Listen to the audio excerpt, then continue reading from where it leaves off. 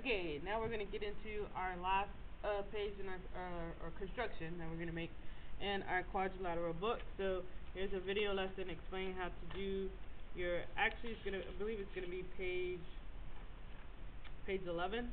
No, page 9. My numbering is wrong. So this actually should be page 9 because our trapezoid is on page 7. So we are now going to trace the long side, and we're going to make it vertical. We're going to trace the long side of our index card, but we're not going to trace the midpoint because we're going to use a point other than the midpoint. So let me get this centered a little bit. Trace your long side like such, and we're not using the midpoint. We're going to pick a point above the midpoint. So just kind of note that. You can note it on your card or just note it next to it, and we're going to have a point that is not the midpoint. And now we're going to trace our short side of our index card, and it's going to line up we're going to line up our midpoint with that point that we added to our long side, and we want it to be perpendicular.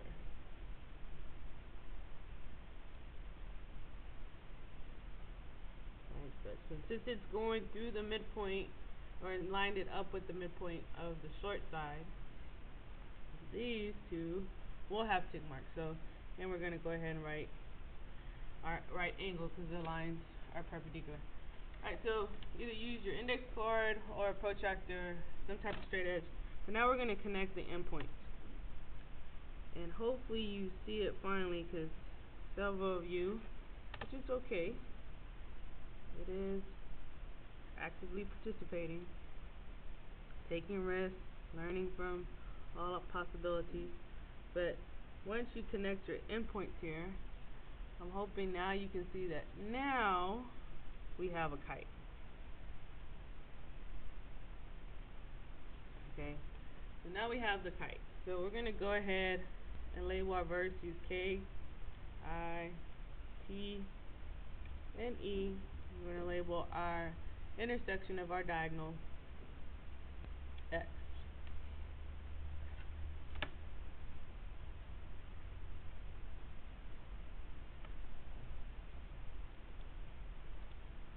Okay, so I'm pretty sure you don't have any patty paper, but I just kind of want you to see this investigation so you can mark your kite correctly. So let's say we mark, let me start off with an angle that's marked, or that's formed with the diagonal. So I'm going to use KX and KI, the diagonal on the side. So if I'm looking at this angle, this is K, this is I, and here's X. This angle, if I just flip or just look at the reflection of that angle, fits on its adjacent angle. So I'm hoping you see a relationship there with that. So I know right now I can mark an arc and an arc to show that those two angles are going to be congruent. Now let's just say I extend this a little bit. Let's say I look at the whole diagonal and this whole side, this whole other side of the kite. And I'm hoping you see now we have a triangle. So if I do the same thing using that diagonal, and now I'm looking at the angle T, if I look at the reflection of that triangle, I see that those two angles are congruent as well. And I'm hoping you see that both triangles here line up. So that tells me that the two triangles, and they look scaling, so these two triangles here formed by the longest diagonal are congruent. Well, so that means that I'm going to have two arcs here, two arcs here. If the triangles are congruent, then I know this side, KI, is going to be congruent to its opposite side. Not opposite, but its reflective side, KE. And IT is reflected to ET, so those two sides are congruent. And last but not least, we're going to do three arcs.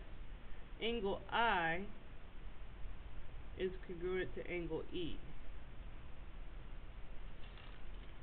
Okay, so let's see if you can get your quadrilateral for your kite um, all marked correctly.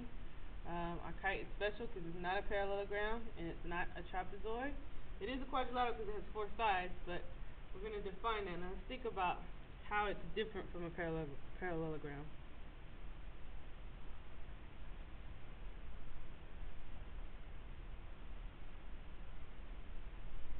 So, oops. A kite is a quadrilateral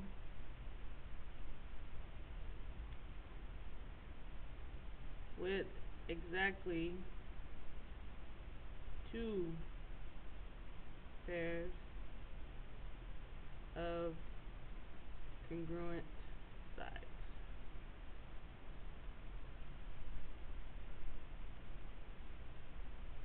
And those 2 pairs of congruent sides have to be consecutive pairs. So like E, K, and Ki, those 2. I'm not going to use the sides EK and ET. So we have exactly 2 pairs, and I hope you saw that. A quadrilateral with exactly 2 pairs of congruent sides. And so let's just discuss the properties of a kite. And hopefully we can see it in the relationships that we marked on here. So our properties.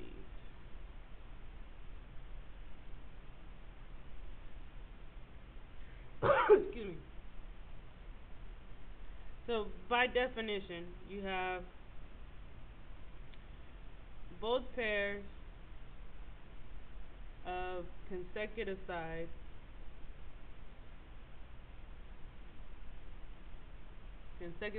are congruent, but not, this is important, but not opposite sides.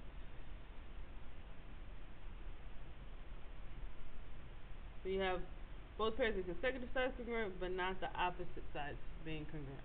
So that's one of your properties.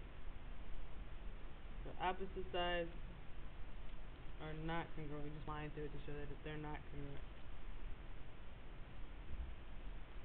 Now I'm hoping you see something that happens with the diagonals. One hopefully property we saw is that the diagonals are perpendicular. And then if you look at the first little angle relationships, because these 2 were the same, they are bisecting. We looked at these 2. They are bisecting a pair of opposite angles. So first thing we write is that the diagonals are perpendicular.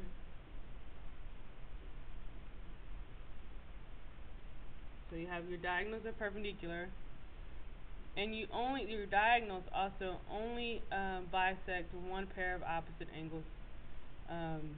So only one pair of opposite angles are being bisected, and you have exactly only one pair of opposite angles that are congruent.